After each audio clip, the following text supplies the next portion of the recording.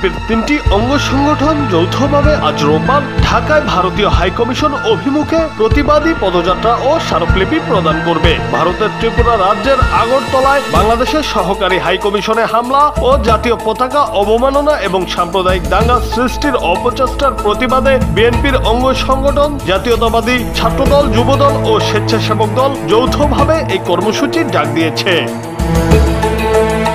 শনিবার সন্ধ্যায় জাতীয়তাবাদী যুবদলের কেন্দ্রীয় নির্বাহী কমিটির এক সংবাদ বিজ্ঞপ্তিতে এই কর্মসূচির কথা উল্লেখ করে জানানো হয়, রোববার সকাল 10টায় রাজধানীর নয়াপল্টনস্থ বিএনপির কেন্দ্রীয় কার্যালয়ের সামনে থেকে ভারতীয় হাইকমিশন অভিমুখে পদযাত্রা শুরু হবে। পদযাত্রা শেষে ছাত্রদল, যুবদল ও স্বেচ্ছাসেবক দলের পক্ষ থেকে ভারতীয় হাইকমিশনে একটি স্মারকলিপি প্রদান করা হবে।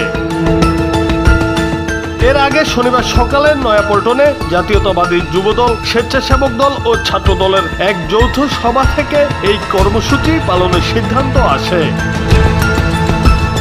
জুনায়েদ আহমেদ, বাংলা টিভি।